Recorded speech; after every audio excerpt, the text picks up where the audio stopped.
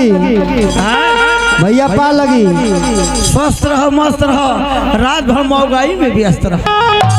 जुग जुग जिया, जुग जुग जिया, दूध छोड़ के दारू पियो और माथे पर ताज होके अब बढ़िया बीमारी धरे पीजीआई में इलाज हो। अरे भैया भाई कितना बढ़िया तू हवा है भैया। आदरी अजय आदरी इंदिरा करे आ रहा आदड़ी आही दादा पहले ही गड़बड़ैलू यार। आदरणीय दूर दराज से आए हुए हमारे दर्शक बंधु, आप लोग से मेरा निरोध है। हेलो का बोला? अरे का काल गला हो। हाँ आप लोग से आदरणीय आप लोग से अनुरोध है कि आप लोग जितने ही शांति बना के रात भर मजा काटी सकते। देखा भैया हम हैं जोकर, और जोकर का मतलब बोला कि जोकर ईटा चला के मार दे। हाँ शब्द का उछाल पुछाल तनी अप डाउन हो जाई, इन्नी उन्नी हो जाई, हमसे गलती हो जाए तो माफी मांग लिया लोग। क्या बात है। ए भैया ये बताओ खाना तू खाला पेटवा केकर भरेला? पेट केकर भरेला? अपने भरेला, अपन भरेला ना। तो ये भैया तू गलती तू करबा जनता माफी मांगी।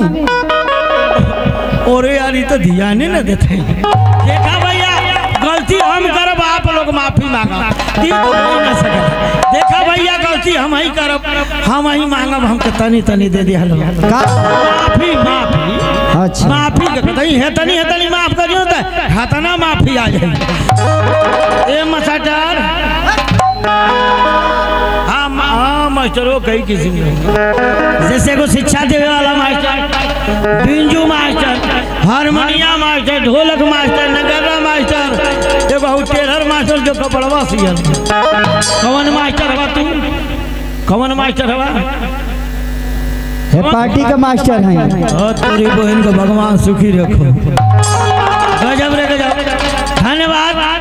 मैं प्रणाम करता हूँ आप लोग को जो आप लोग इस माता जी के पंडाल में आकर इस कार्यक्रम का आनंद ले रहे हैं। मैं उनको भी प्रणाम कर रहा हूँ जो दूसरे के मोटरसाइकिल पर चढ़कर आए हैं। मजबूरी है, बेचारा हो जाएगा नहीं तब तक फंसे रहेंगे। देखा भैया हमारी शुरुआत में छोटी मोटी कविता से होला। कविता हमारा बहुत पुराना है। कविता का शीर्षक ऐसा है, आज यहाँ लक्ष्मी पूजा का दिन बा, कलयुग में मेहरी सबके शौकीन। आज यहाँ लक्ष्मी पूजा का दिन बा, और कलयुग में मेहरी सबके शौकीन बा। और मेहरी की सेवा में बेटा अवलीन बा, और मेहरी की आगे महतारी बेदीन बा। ये मौके पर दूसरे का भला ही जमीन बा, मौके पर दूसरे का भला ही जमीन बा। होले बेईमानी है के कैला अकिन बा, अगबत बिगड़ला बुद्धि कमसीन बा, अतगिया न छूटी बोलई साहब ने रीन बा।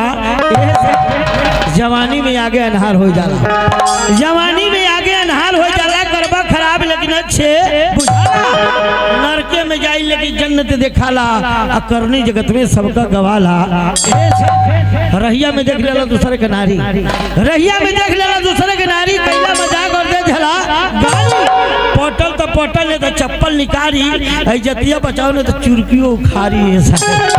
बंसी यादव तोपे का कहानियां न भूली, बंसी यादव तोपे का कहानियां न भूली। सुखदेव भगत से पिछली खून की होली, खुद्दी राम बोस गए ना फसिया पर झोली, अब्दुल हमीद फोड़ना दुश्मन का चोली।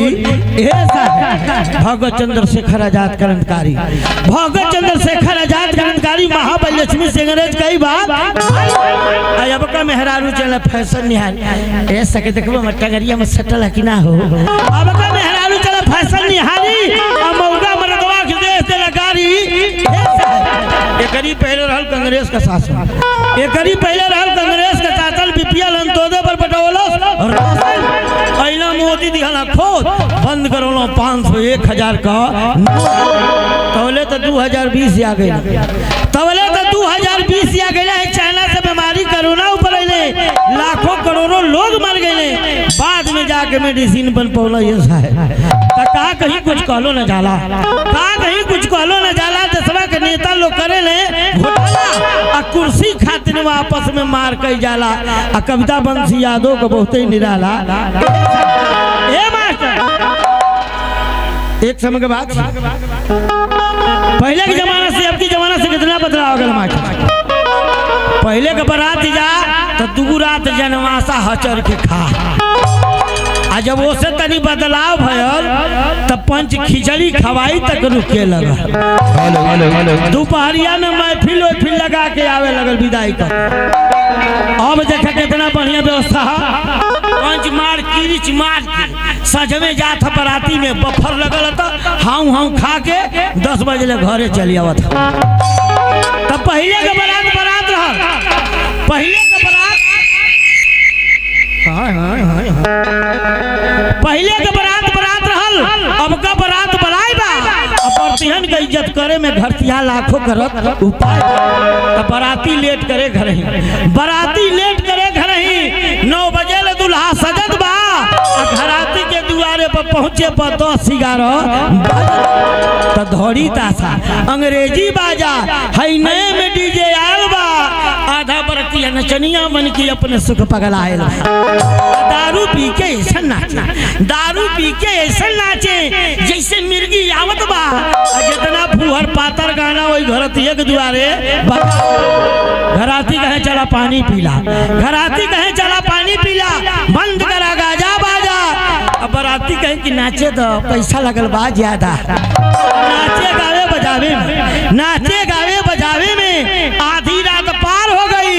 अब वहीं पर छन होते रहे तो बीचवे में मारे वाला मार पीट के, मारे वाला मार पीट के बारात छोड़ कर लम्बा भल और जुटले गांव का बूढ़ पुरानिया कैसो थर थर। अब फिर से परछन चालू भइल, अब फिर से परछन चालू भइल। दुल्हा बैठल बा गाड़ी में, छुरछुरिया वाला छुरछुरिया छोड़लस, आग लग गई। तो छुरछुरिया छोड़े वाला जाके छिप गई झाड़ी में। अब मेहरारू बतिया से सजर गई है जो रहे लिया गन ये बुलबे वो टांग के आगे में खड़ा रही है परछौना। मेहरारू बतिया से सजर गई है जो रहे लिया गन। इधर लाइसेंसी बंदूक वालन का, इधर लाइसेंसी बंदूक वालन का इनहू का निशाना पे थत बा। केहू बंदूक ये से डाल गिरावे तो केहू तमुए जाके छेदत बा। बंदूक छोड़े में गलती हो गई, घरतिये पर घहराई गई। अब वहीं बिया बकिए रहे तो 2-3 लाख पब्लिक कहे कि भागा पंचो, पब्लिक कहे कि भागा पंचो। इनकी मड़ुआ में गोली चल गल। घराती बराती के पते ना बिना दुल्हनिए को डोली तो घराती या बराती भैया मत इतना उत्पात करा। कहीं हरिंदर ये भैया साधारण बारात करा। देखा मास्टर हमार गाना डुबल कटवे रहला। एगो मेहरारू कहत था अपनी सैया का शिकायत अपनी सखी से।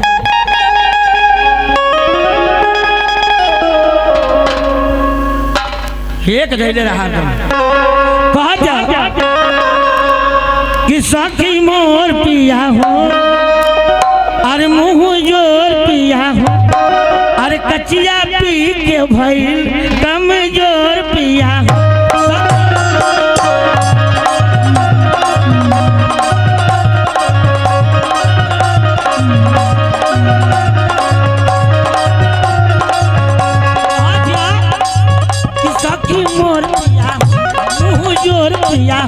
कचिया पी के भाई कमजोर पिया हो। मना करी तो हंस के तवाचिया रे पी के गिर दुआरे। आए हाय रे पी के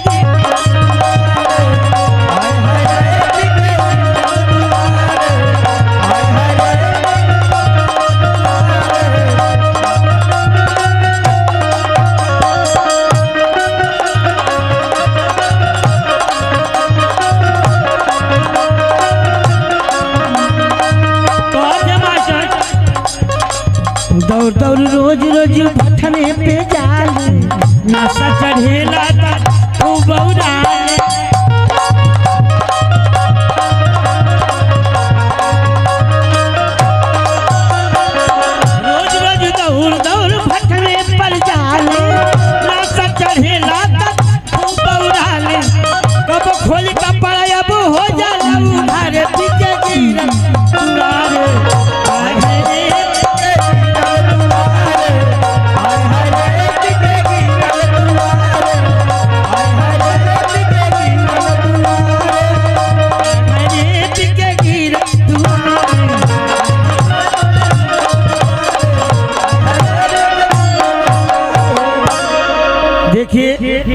जाते जाते आप लोग को उस फिल्म का गाना सुना कर जा रहा हूँ जो फिल्म अभी बनी नहीं है और न बनेगी, न बनने की आशा है। उस फिल्म का डायरेक्टर मैं, कहाँ पे गाना है और कहाँ पे बजाना है ये सिर्फ मैं जानता हूँ। तो सुनिए उस फिल्म का गाना। डरना डरना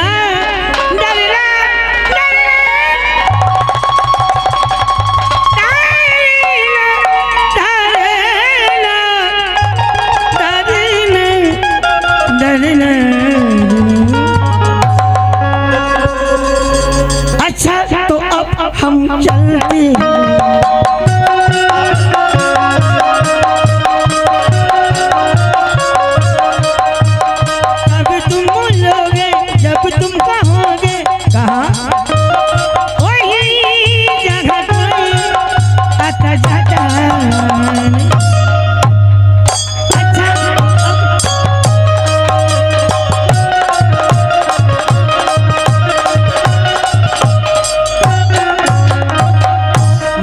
पहले से अब से कितना बदलाव है।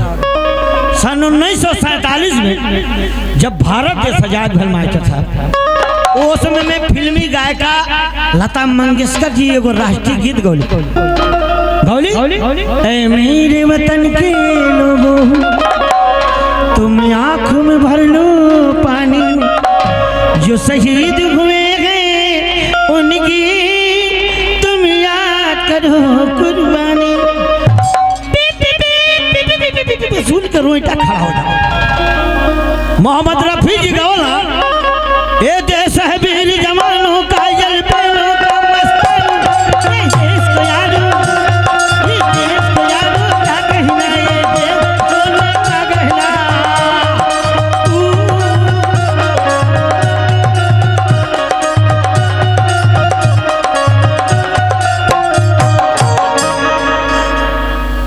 इतिहास में लिखल कि ये देश के लोग डंडा डंडा पीट के भगा देना, भाग गए अपने देश में अंग्रेज मास्टर।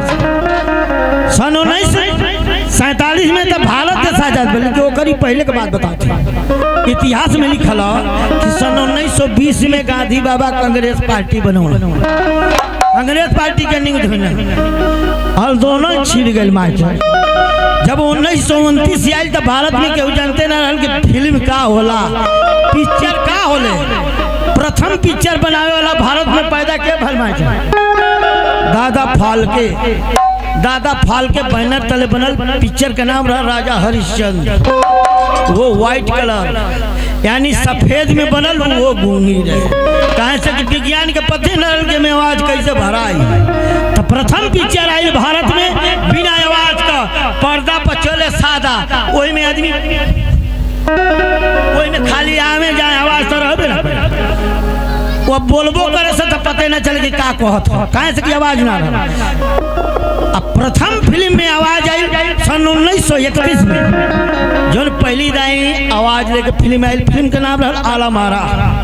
आला मारा में गुस्सा फाइटिंग गोली गोली सुनाए और मैं पहला गायक के आल मास्टर सुमित सागर जी के तरगा में अरे जागो राजकुमार जागो, बुझा के इनका ठंडी डाले रहे।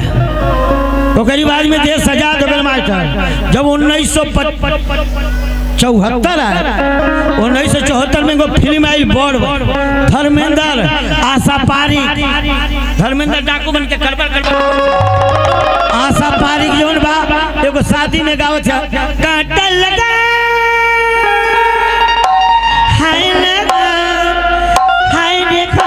रे बंगले के पीछे पीछे तेरी आहारी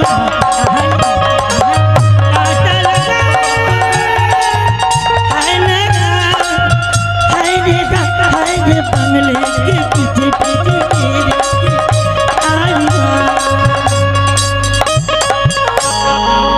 1975 आया मास्टर तब फिल्म आई शोले, जने में गब्बर गला तेरा क्या होगा कालिया, कलिया गला सरदार मैं आपका नमक खाए, कला ले गोली खो ठाई ठाई मारेला, 3 जने भक्त मर जाला।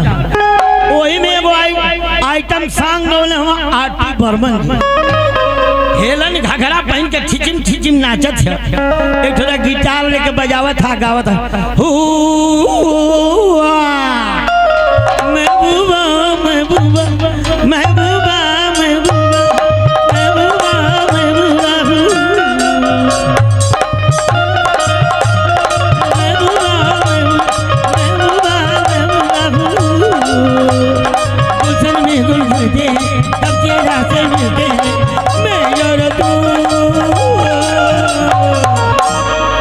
जब 1978 आ गए मास्टर तो नया हीरो ऊपर है ना शाहरुख खान शाहरुख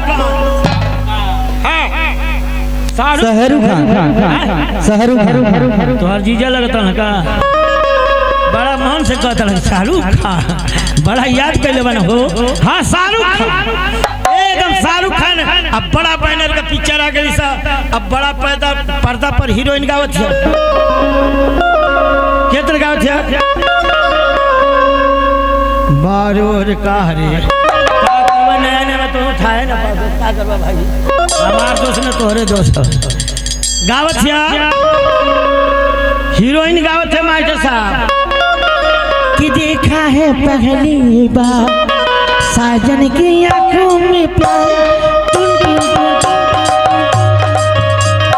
दिलवर तुझे मेरे को अब से थी बेकरार अब जाके आया मेरे बेचैनी दिल को गावत है कि देखा है पहली बार साजन की आंखों में प्यार पहले में अनहर न रखा अब प्यार नजर आवत है एक थोड़ा हीरो गावत मास्टर कि परिपतों से आज मैं टकरा गया अनहर बेकार पर्वत से दिवाली से अनहर अभी न टकराला हो सोझार एगो गावत है कि चलते चलते कहीं रुक जाता हूँ मैं क्या यही प्यार है गावे लगे चलते चलते कहीं रुक जाता हूँ मैं क्या यही प्यार है ये प्यार ना कमजोरी का लक्षण हाँ चलत चलत थक जा हाफे लगे सिहर जा ये प्यार हो ये प्यार ना कमजोरी का लक्षण है चेक कराओ कहीं टीवी ना हो थोके एगो गावत था कि तू धरती पे चाहे जहाँ भी रहोगी तुझे तेरी खुशबू से पहचान लूंगा हमको तुमसे प्यार हुआ मन गावेला कि तू धरती पे चाहे जहाँ भी रहोगी तेरी खुशबू से पहचान लूंगा कुकुर हुआ सुना सुना चलेगा बार गाना पहलवा एगो पुरान गाना चले मास्टर साहब पहलवा कि छाई बहार है जिया बेकरार है आजा मोरे बालमा तेरा इंतजार है आजा मेरे बालमा तेरा बहुत पुरान गाना है जिया बेकार छाई बहार आजा मेरे बालमा तेरा इंतजार है अब का गावत है कुल हो मास्टर कि सतवा अठवा प्यार है जिया बेकरार है आजा मोरे बालमा न तो नौवा तैयार है बाहर देश का गाना था एक एक गाना मास्टर साहब एगो हीरो गावत था कभी कभी मेरे दिल में ख्याल आता है कबो कबो ख्याल में बीच में घूमे जाला का एगो हीरो गावत था सुहाग रात है घूंघट उठा रहा हूँ मैं तू ना उठेबे तो तोर बाबूजी उठाइए ब्याह में 5 लाख 10 लाख खर्चा होता तो ये करवा के करी हाँ तोर बाबूजी ना उठाइए भोजपुरी गाना के उभारे वाला आगे नाम मनोज मृदुल तिवारी तिवारी जी मास्टर साहब को गाना कहो ओढ़निया संभाला सिटी को न मार दे हाय ब्रेक लगल गाना पर अरे इतना फुहारा गाना है समाज में गाना सुनने लायक है भोजपुरी साहित्य तो उपाधि दियल गई वर्मा शर्मा के का कला भरत शर्मा इला कहला कि बाया गाल का चुम्मा लेल सही गल गोरिया अब पाई गई हम सिपाही के नौकरी हमारी बूझ में ना वाला भैया लोग बाया गाल का चुम्मा लेल तो सिपाही हो गल तो दाया गाल का चुम्मा ले तो दीवान हो जाए आ कहीं दोनों गाल किचकिचा के काट देते ये सोना न हो जाई हो। वो करीब बाद में देखा गाना के आगे रमा चाहिए गाना एक धुन का 5 गो निकलत था, 4 गो 5 गो सगरी गाय काढ़त हो। जैसे एगो गाना चलल है कि हम भक्ति रहे बिना ये का लगा के लड़का के गीत यार फोन में सुने एगो पुलिया हमारी गौवा के पूरा बढ़िया एक थोड़ा खूब हिस्से से करत था। हम कल ये भाई के जरूरत था उस काने में लगा के गाना सुन के मार नाचत रहे। ओकर कनवा में से एगो निकाल के अपनी कनवा में लगवनी तो वो गाना सुनली बिना ये भक्ति सुनत था कि हम त ढूंढी मनले पियरी माटी से देवरा मुन खोदे काठी से। एक धुन एक थोड़ा ओकर दया दयाल तो वो डुप्लीकेट गाव था कि रोज दारू पिए खाए खोजे साउर के देवरा मुन खोदे लाउर से। दूसर का गाय एक ठो गावत था मास्टर साहब वो तो इतनी टाप गावत था आ गावले हमन का कि इनाम दे तू गावले कि हम तब बिलिया मुनले राली अपनी कपड़ा से तो जे पट्टी दरवा लकड़ा से मन बारे देश गाना सुने अब बारे गायक बनावे।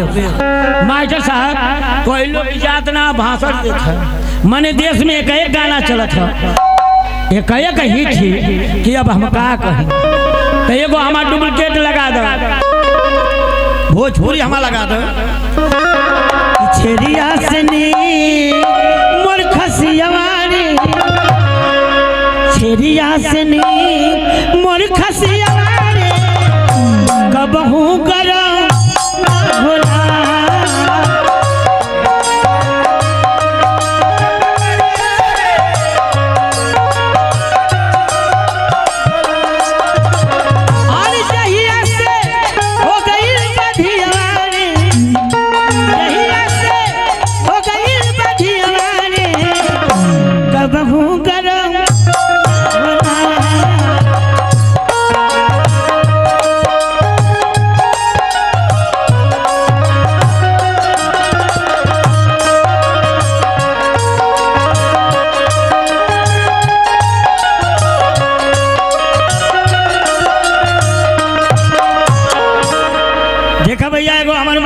फरमाइश है गई वायलन 4 गो शास्त्रीय संगीत वाले अपन वायलन लेके अब ढेर जाने देहाती का आदमी समझे कि वायलन का होला वायलन बाजा होला वो कब सुनाला जब बढ़िया नेता के उम्र जाता रेडियो स्टेशन से आई ओकर आवाज वायलन दूरदर्शन से आई आ के तरह बजेला मास्टर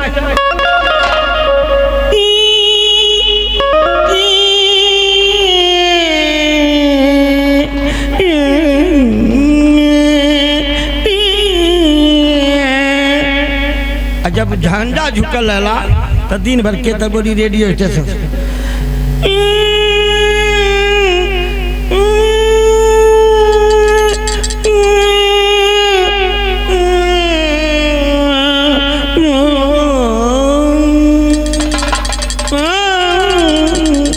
दिन भर बोली कहाँ से कोनो गाना वाना आई ना रेडियो स्टेशन दिन भर ये आवाज ये आई। मास्टर साहब यही तरह 4 शास्त्रीय संगीत वाले अपन गायन चालू कर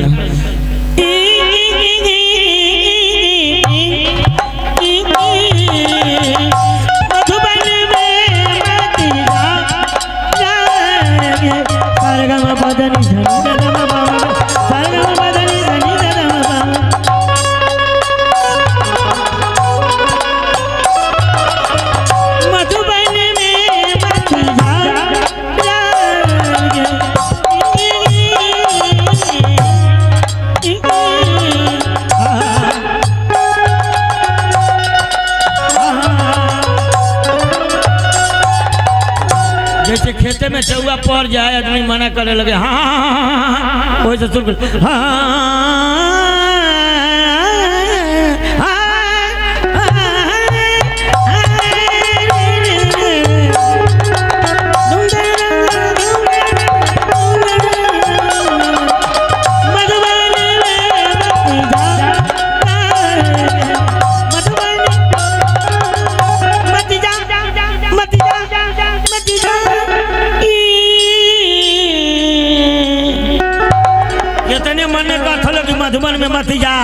सगरी जनता गरिया के घरे घरे एक के आदमी चतारा ओढ़ के बैठल बाजा उजा थलो तो बोले भाई साहब एक आप ही समझदार हैं जो हम लोग की गीत को समझे बकिया सब लड़बक के भाग गए। बोला हमें खातिर ना बैठल कल कहाँ बैठे हैं कल जो ने चौकिया पर बैठल बाबू हमारी छोड़ देता हमके सीतले खातिर बड़ा अरसा होता तब कहलो कि यहू के समझ में ना आयल तनी को हम डुप्लीकेट लगा दा